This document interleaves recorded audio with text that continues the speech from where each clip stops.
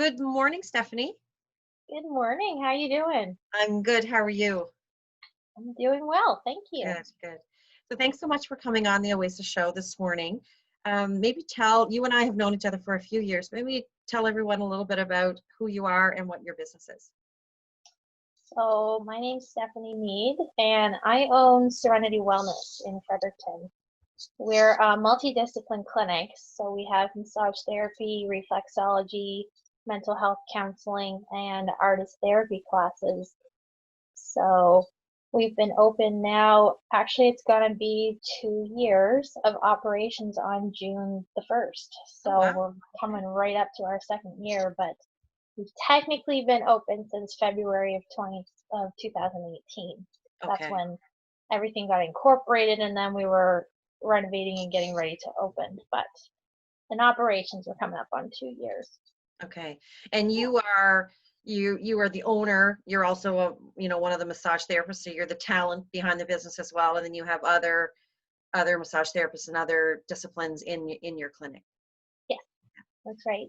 And you've kind I've of been, added as you went. yes. Well, we originally started with just massage and counseling, and I never thought I was going to add in reflexology, but I was approached by this lovely person who was in the midst of her training here in the city. And she had done some searching and was looking for a wellness approach. So she actually approached me. Her Okay. name is also Stephanie. So Oh, yes. what she needed from me at that time was a space to complete her practicum for her training. Okay. So I gave her space to do it, and it was a really good exposure for me too, because I'd heard of reflexology. I'd never had it. I didn't know much about it. Hmm. So I got to experience it firsthand and just see what it was. And by the time she finished her practicum, well, it just made sense to offer her a spot because it's a great treatment and it felt like a really good fit within Serenity. Yes, and I've been to your clinic before, so it everything really has some synergies there of all the services that are offered. Um, so I want to touch a little bit on, in the midst of your business, closing.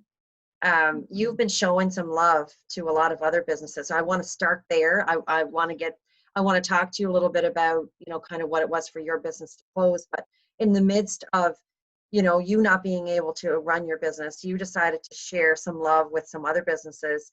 Tell us a little bit about how that Facebook project that you started and enlisting reams and reams of people to show some Well, well, the first thing was there was this really great post that a couple people had put out about how to invite people to their pages, and I could see the value in this, but at the same time, if every single person did this, you were going to be reamed with about hundreds love. of invites to pages.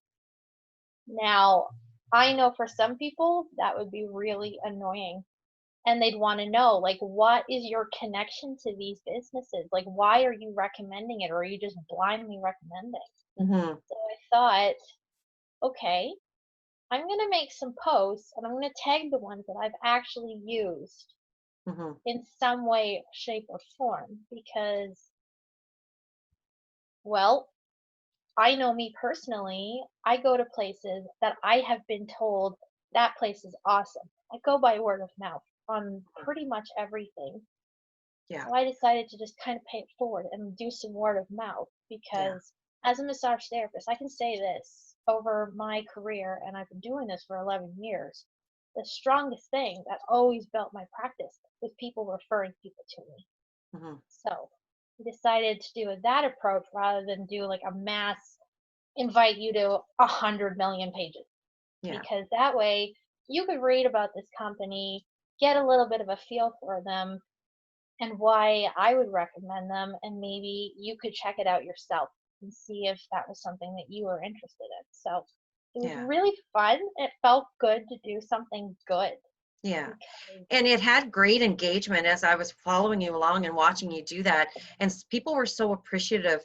So, you know, in a time where, sometimes people would be like, this is all about me right now. It's all about my business. you decided to take a completely different, you know, take on it and really spread that love. But take us back to, you know, back mid-March. You know, your business was steady and pretty busy, you know, up before the COVID hit, correct? Yeah. Yeah.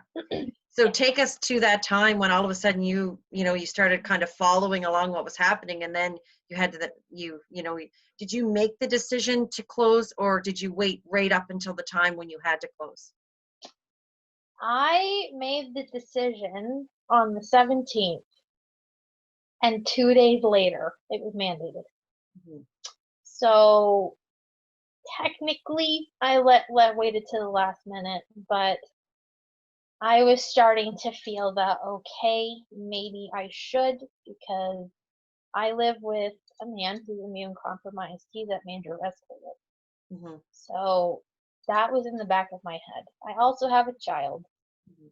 and there just wasn't enough information out there to say if this was going to be dangerous for kids. So yes, it was in my head. Mhm. Yeah. And But you people know, were just making, like, I was feeling nervous myself. So I was like, you know what? The one thing that's been consistent across my self-employed journey is you take many leaps, many, many leaps. And this was, in my eyes, another leap. mhm. I knew how damaging this could be, Mhm. but I have to trust that I did the right thing. Mhm. So I closed up Mhm. before they completely mandated a shutdown. Yeah. And it's been an interesting journey to watch many small business owners that I know, but others that I, you know, don't, you know, follow as closely as I do some. You know, it was a fine line, you know, and we had people going out saying, why aren't businesses closed? But, you know, when you're a small business owner and that is your bread and butter, and you're also employing other people, you know, it's you're dancing each day. I've seen some of these businesses dancing, which, well, we're gonna shut down early, or we're gonna, you know, shorten our hours. But it really is a dance, isn't it, when it is your bread and butter? Yes. Yeah. I'm not a chess player, but I always feel like I'm in a chess match. Hmm. Yeah. Moves, counter Yeah. moves. What's going to be the right thing is, and what is going to be the effect of this one move that I do? Because it's Yeah. usually huge. That's right. That's right. So looking forward, then, you know, I mean, New Brunswick has fared, you know, well, you know, better than other provinces. Um, and you know, as we move forward and restrictions are lifted, you know, and hopefully will continue to be lifted, do you have a bit of a recovery plan for, you know, is it I can open and boom, the doors are open? I'm sure there's a lot of work that's going to have to come with that. Yeah. Well, I've already put in some orders into like medical grade sanitizing materials and stuff to keep the clinic clean. I already started talking to my practitioners about how we're going to stagger appointments so we never have the overlap in the waiting room. There's not going to be people sitting on those chairs waiting for appointments anymore. Not Right. going to happen, not till vaccination. Hmm. I'm going completely cashless. Like, people are just going to have to deal with the fact it's either card or e-transfer, Hmm. and we'll keep doing direct billing, so that option is available. But I'm already making plans on what operations are going to look like. But at the same time, they could tell me I could open up for mid-May. It's not going to be ready at Right. all, Right. because I have to get supplies ordered, and everything's back ordered right now. Everything. Right. So I open when every single safety measure I can get is in place. Mhm. That might mean June 1st, that might mean July 1st, that might mean next year. I don't know. I just Right. don't know. All I know is I have to get stuff ordered, and I have to come up with a really good operational plan. And that's what I'm focusing on right now. I'm not thinking about next month because I just don't know what's going to happen. Mhm. The only thing I have control on is get my supplies that I need. Yeah. And a lot of people might, you know, if we stop there for a second, a lot of people might, um, we live in a world where, you know, we want to be faster, bigger, brighter than our competitor. And a lot of people might say, you know, Stephanie, come on, your competitor could open and you could stay closed and they could take your clients. Um, but it sounds to me like the safety of your clients and their health is way more important, you know, than rushing to make this happen. Infinitely. Yeah. Yeah. Because I'm going to take the chance that people are going to respond better to that's the small place that isn't the big multi-city clinic or whatever that actually took crazy amounts of precautions at their own expense, Hmm. at their own timing, to make sure that they were safe, that I was safe, that my family is protected. Absolutely. Because I believe in quality. Hmm. I always have. And how are you getting that message out to your clients? And, you know, do you try to connect with them through social media or through a contact list? You know, are you keeping in contact with them to let them know kind of what steps you're taking?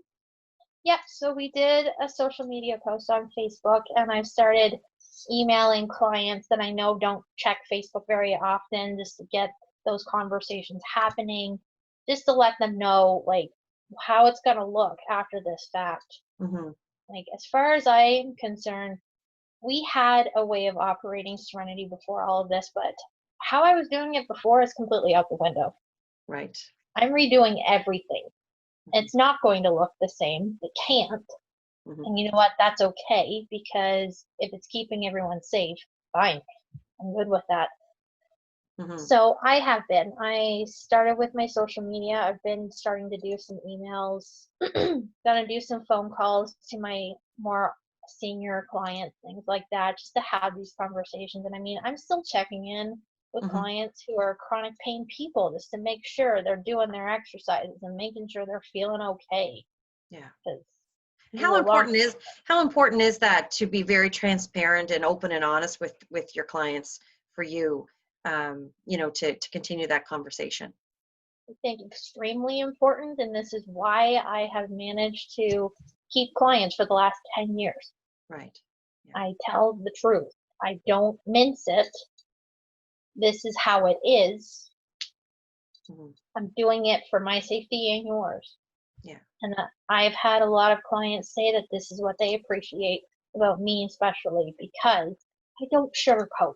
I just Right. tell the truth. Right. Now you touched on the fact that the way Serenity ran prior to March 17th is not what it's going to run in the future. What's your advice to people who think that they're just going to open that door again and, you know, maybe take some dust off the computer or, you know, wipe up the floors and think that everything is back to normal in business? What's your advice to those people who think that it's going to be that easy? I applaud you on your optimism, but prepare to not have that scenario fit. Hmm. Don't be surprised if it's not what you're thinking, and show the willingness to adapt when it's time to, because it will. Hmm. Well, that's great advice. So, Stephanie, I want to thank you for coming on today and joining me. Thank you for spreading us some love with the Oasis program, and all the rest of the businesses that you spread love to. It was very gracious of you when you're in a time of need as well. You know, we wish Serenity and yourself and all your practitioners the best of luck. Thank you so much.